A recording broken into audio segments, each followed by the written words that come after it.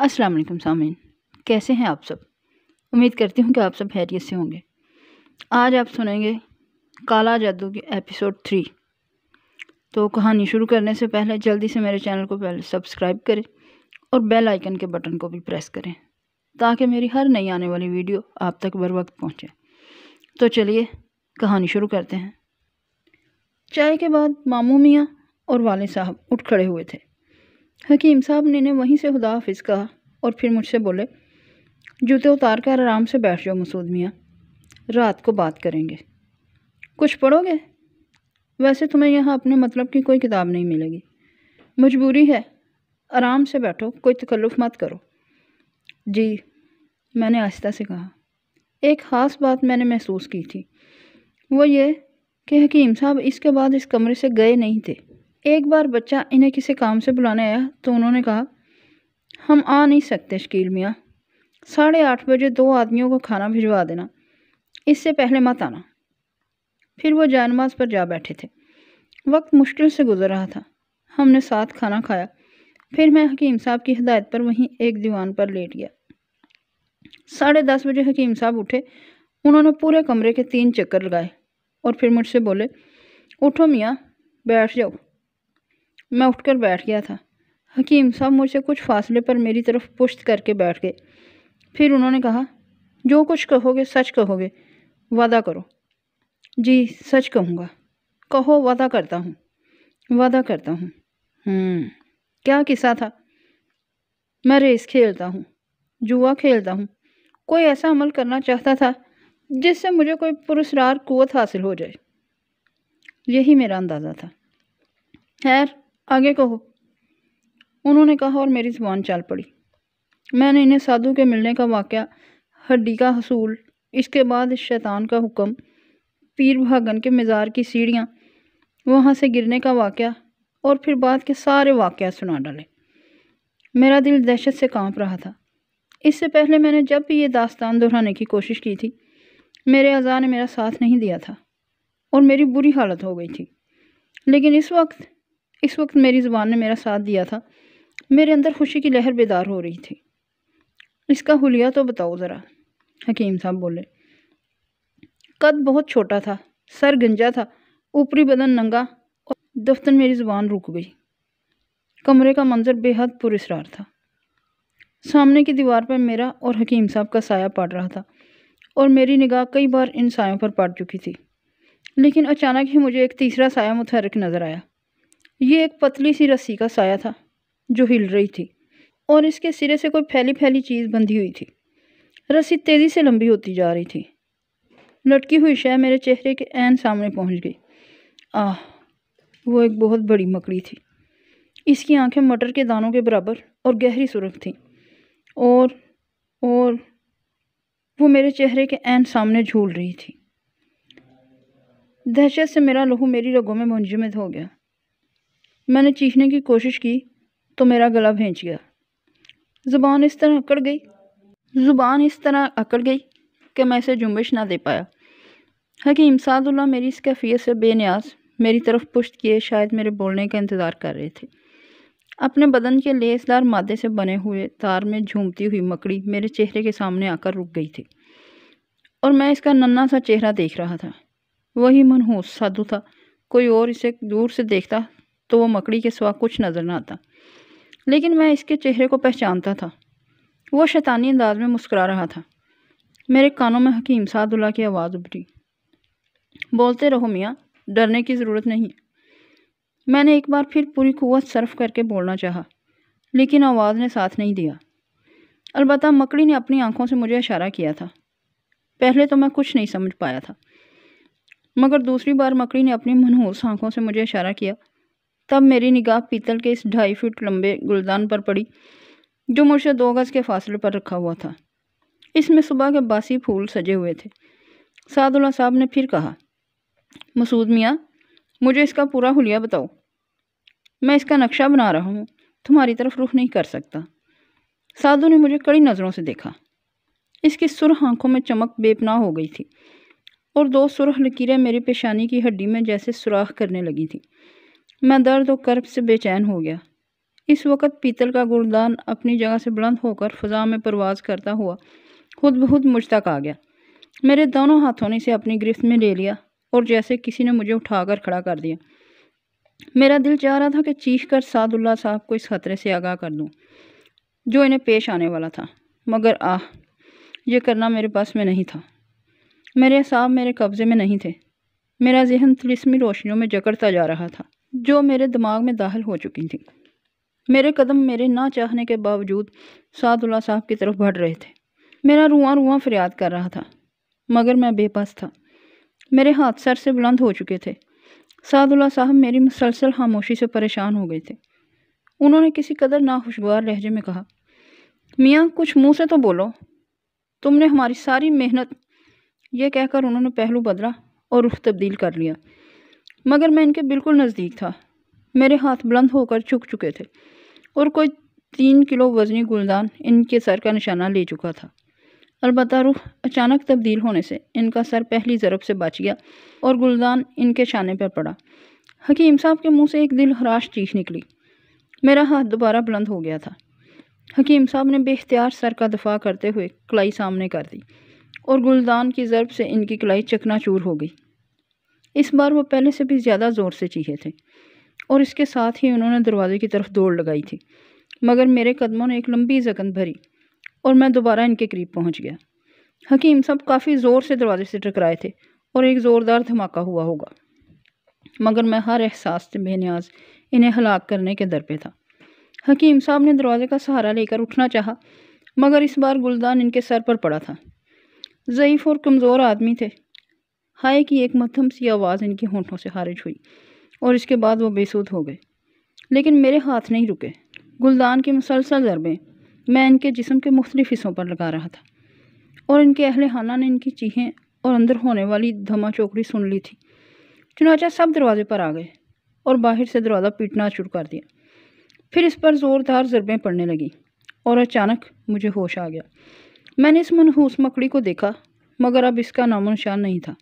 باہر سے لگنے والی ضربوں سے دروازے کی چٹھنی کے اسکرو اکھڑ گئے اور بہت سے لوگ اندر داخل ہو گئے۔ ان میں عورتیں، بچے اور 2 جوان آدمی بھی تھے جو شاید حکیم صاحب کے بیٹے تھے۔ پھر سب بھیانک آوازوں میں چیخنے لگے۔ انہوں نے حکیم صاحب کا کچلا ہوا جسم دیکھ لیا تھا۔ نہ جانے کیا کیا آوازیں سنائی دے رہی تھیں، کون کیا کہہ رہا تھا، میرے حواس قابو میں نہیں تھے۔ دماغ سائیں سائیں کر رہا تھا، شاید مجھے مارا بھی جا رہا تھا، مگر بدن کو چوٹ لگنے کا احساس بھی نہیں تھا۔ پھر میرے چاروں طرف تاریکی چھا گئی۔ ہوش آیا تو ہسپتال کے ایک بستر پر تھا۔ ایک چھوٹا سا کمرہ تھا جس کے دروازے اور کھڑکیاں بند تھے۔ دیر تک سمجھ نہیں آیا۔ ہوش و حواس جاگے تو جسم کے مختلف حصوں میں درد ہونے لگا۔ آہستہ آہستہ گزرا ہوا وقت یاد آیا اور ایک ایک چیز یاد آ گئی۔ میں وحشت زدہ انداز میں اٹھ کر بیٹھ گیا۔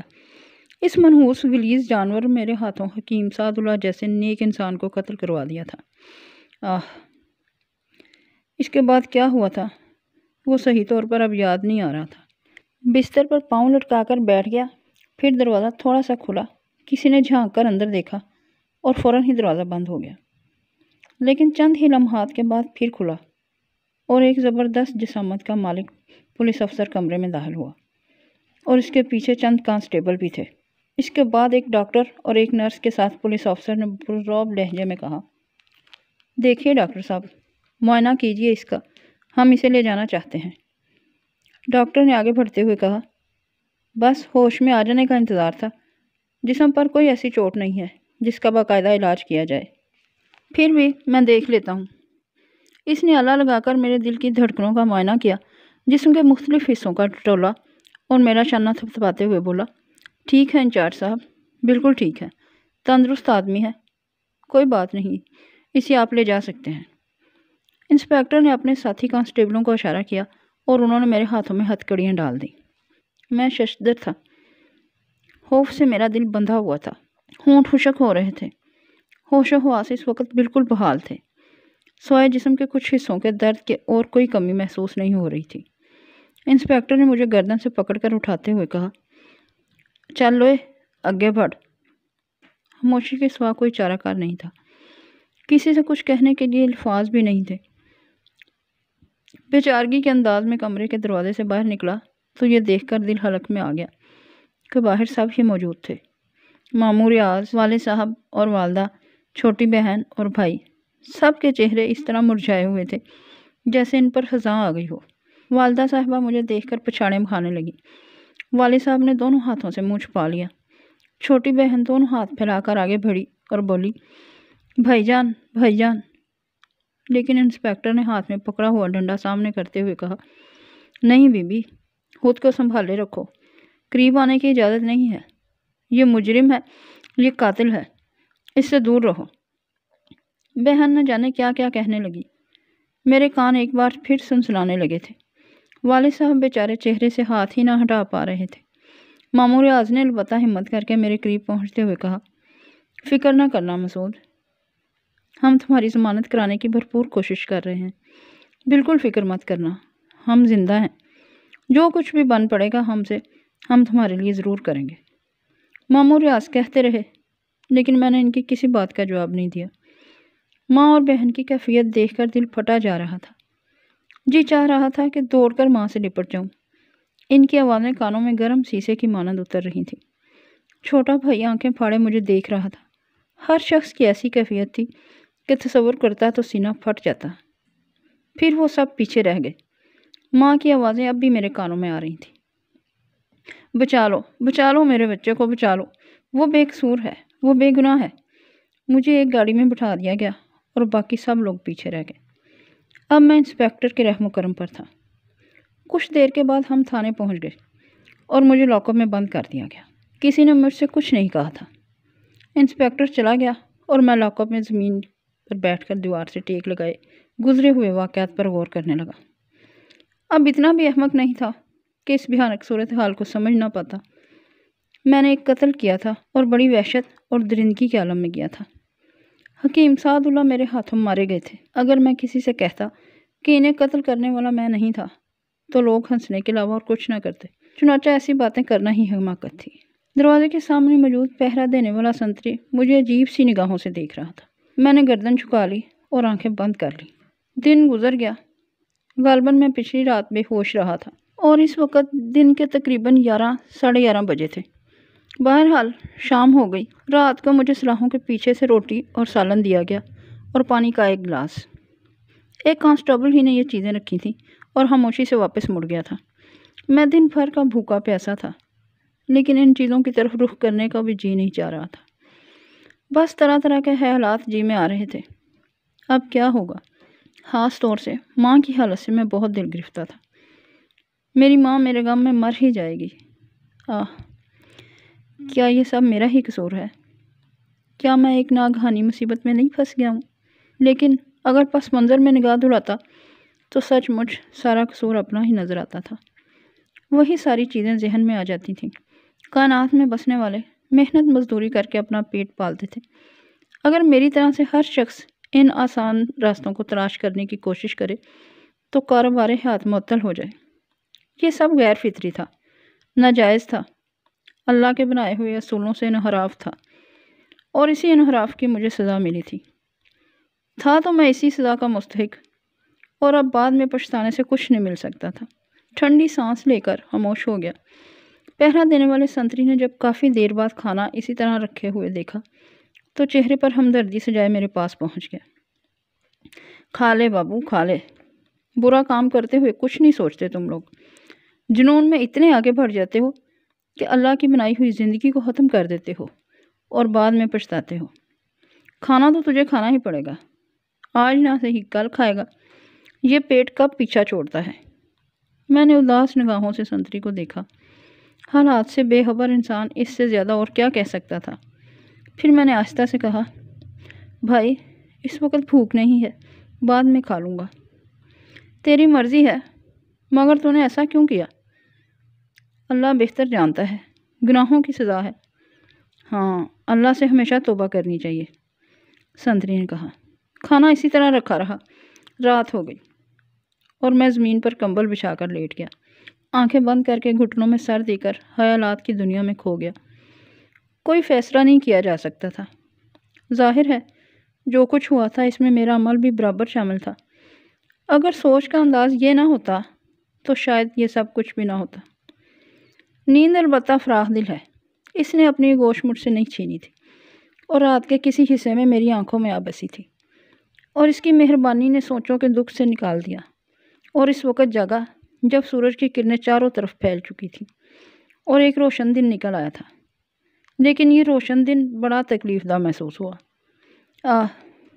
کاش اتنی طویل نیند آ جائے کہ سوچنے کا موقع ہی نہ مل سکے۔ دن کے 12:30 بجے ہوں گے جب میں نے ماموں ریاض کو دیکھا۔ کالے کوٹ میں ملبوس ایک صاحب کے ساتھ لاک اپ کے دروازے کی طرف آ رہے تھے۔ انہیں دیکھ کر میں کھڑا ہو گیا۔ ماموں ریاض بہت خوش مزاج انسان تھے، ہر وقت ہنسانے کے عادی۔ کبھی ان کے چہرے پر سنجیدگی میں نے دیکھی ہی نہیں تھی، سوائے ان پچھلے چند دنوں کے جب سے میں اس عذاب کا شکار ہوا تھا۔ لیکن اس وقت تو ان کی صورت دیکھی نہ جا رہی تھی، جیسے اچانک بوڑھے ہو گئے ہوں۔ لڑکھڑاتے قدموں سے میرے قریب آئے کالے کوٹ والے صاحب نے کہا، کہو میاں، کوئی تکلیف تو نہیں ہوئی؟ مارا پیٹا تو نہیں کسی نے تمہیں؟ نہیں، میں نے آہستہ سے جواب دیا۔ میرا نام ضمیر الدین ہے اور میں تمہارا وکیل ہوں۔ دیکھو میاں، مجھ سے کچھ چھپانے کی ضرورت نہیں ہے، وکیل نے کہا۔ مسعود میاں، ہم تمہاری ضمانت کی کوشش کر رہے ہیں، وکیل صاحب کو سب کچھ صاف صاف بتا دو۔ میں نے عجیب سی نگاہوں سے ماموں کو دیکھا اور اپنے ذہن کو ٹٹولا۔ زبان پر کوئی بوجھ نہیں تھا، دماغ آزاد تھا، یعنی جو چاہوں کہہ سکتا ہوں۔ لیکن اب اس کیفیت سے کوئی خوشی نہیں ہوئی تھی، کیونکہ جو کچھ ہو چکا تھا وہ ہی اتنا تھا کہ کسی خوشی کا کوئی امکان باقی نہیں رہا تھا۔ میں نے وہ مشکل تمام کہا، میرا کچھ کہنا بے معنی ہے ماموں صاحب، میں نے عالم ہوش میں یہ سب کچھ نہیں کیا۔ تمہاری کیفیت کیا تھی؟ ماموں ریاض نے پوچھا۔ بس ہوش خواص نہیں تھے۔ آپ کو اس کا اندازہ ہے؟ میں نے مختصراً کہا۔ یہ دورے تم پر کب سے پڑ رہے ہیں؟ وکیل صاحب نے کہا۔ یہ دورے نہیں ہوتے، تمہیں یہ دورے پڑتے ہیں۔ تمہیں اپنا ذہن تاریک لگتا ہے، ہاتھ پاؤں بے قابو ہو جاتے ہیں، پھر تمہیں کچھ یاد نہیں رہتا اور یہ بھی پتہ نہیں ہوتا کہ تم کیا کر رہے ہو۔ سمجھ رہے ہو نا میری بات؟ وکیل صاحب بولے، اور میں نہ سمجھنے والے انداز میں وکیل صاحب کو دیکھنے لگا۔ پھر وہ بولے، یہاں کسی نے تمہارا بیان لیا ہے؟ نہیں۔ گڈ، یہ بہت اچھا ہوا۔ تمہیں بیان میں یہی کچھ کہنا ہے جو میں تمہیں بتا رہا ہوں؟ جی، میں نے کہا، اور وکیل صاحب مجھے بتانے لگے کہ مجھے کیا بیان دینا ہے۔ میں خاموشی سے گردن ہلاتا گیا۔ پھر یہ دونوں چلے گئے۔ چلتے ہوئے ماموں ریاض نے مجھے پرسکون رہنے کی تلقین کی۔ میں ان کی کیفیت سمجھ رہا تھا، وہ میرے سامنے خود کو سنبھال رہے تھے، لیکن گھر میں کیا کہرام بچا ہوگا میں جانتا تھا۔ 2:30 بجے کے قریب مجھے لاک اپ سے نکالا گیا اور انچارج صاحب کے سامنے پیش کیا گیا۔ یہاں میں نے حکیم سعد اللہ کے بڑے بیٹے کو بھی دیکھا تھا، جو خود گورنمنٹ آفیسر تھے۔ میں نے سلام کیا تو انہوں نے منہ پھیر لیا۔ پولیس انسپیکٹر نے کڑک کر کہا، سیدھا کھڑا ہو یا لگواؤں 4 ڈنڈے۔ میں سیدھا کھڑا ہو گیا۔ انسپیکٹر نے مجھے چند گالیاں سنا کر اپنے نیک کام کا آغاز کیا، پھر بولا، اوے کیا موت پڑی تھی تجھ پر؟ کیا دشمنی تھی سعد اللہ جیسے اللہ والے سے تجھے؟ مجھے ان سے کوئی دشمنی نہیں تھی۔ پھر تو جنگلی کیوں بن گیا؟ میں نہیں جانتا صاحب، کچھ دن سے میں بیمار ہوں، اچانک میرا دماغ بھاری ہو جاتا ہے، پھر مجھے ہوش نہیں رہتا۔ ایسی کیفیت کئی بار ہوئی۔ میرے والد صاحب کے حکیم صاحب سے بہت اچھے تعلقات تھے، وہ مجھے ان کے پاس علاج کے لیے لے گئے تھے۔ حکیم صاحب نے مجھے دیکھا اور میرے والد صاحب سے کہا کہ وہ مجھے ان کے پاس چھوڑ جائیں۔ حکیم صاحب کے گھر سے معلوم کیا جا سکتا ہے انہوں نے میرے لیے چائے بھی منگوائی تھی۔ پھر رات کا کھانا انہوں نے مجھے اپنے ساتھ کھلایا تھا اور تھوڑے تھوڑے وقفے سے میری نبض دیکھتے رہے تھے۔ 2 بار انہوں نے مجھے دواؤں کی پڑیاں بھی کھلائی تھیں۔ پھر رات کو میری وہی کیفیت ہو گئی اور اس کے بعد اسپتال میں ہوش آیا۔ پولیس انسپیکٹر نے مجھے حیرت سے دیکھا اور پھر سعد اللہ کے بیٹے نعیم اللہ کو۔ پھر وہ بھرائی ہوئی آواز میں بولا، یہ تو کیس ہی بدل گیا نعیم اللہ صاحب۔ جھوٹ بکتا ہے یہ بدماش، اس نے میرے ابا کو دیوانوں کی طرح مارا ہے، سارے بدن کی ہڈیاں توڑ دی تھی بدبخت نے۔ میں اسے نہیں چھوڑوں گا، میرا نام بھی نعیم اللہ ہے، اسے پھانسی نہ دلوائی تو نام نہیں۔ نعیم اللہ نے گیس کے عالم میں کہا، آپ فکر نہ کریں جی، ہم اس سے اصل بات پوچھ لیں گے۔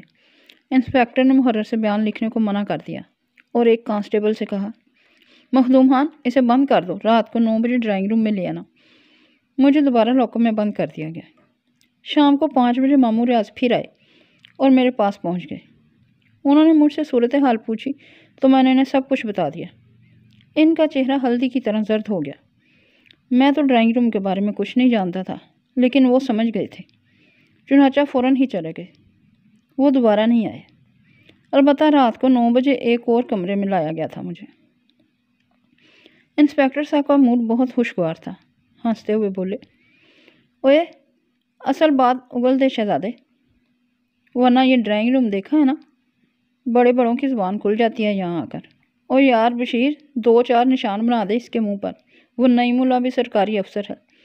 اصل بات کیا تھی شہزادے؟ میں نے آپ سے ایک لفظ بھی جھوٹ نہیں کہا جناب، عدالت میں بھی یہ بیان دے گا، جو سچ ہے ہر جگہ بتاؤں گا۔ او جیتا رہ شیر، مگر سن، کل جب نعیم اللہ آئے یا اس کے گھر کا کوئی بندہ آئے تو یہی ظاہر کرنا جیسے تیری ٹھیک ٹھاک ٹھکائی ہوئی ہے، اٹھتے بیٹھتے 2-4 آوازیں بھی نکال لینا۔ چلو بھائی اس کا بیان لکھواؤ۔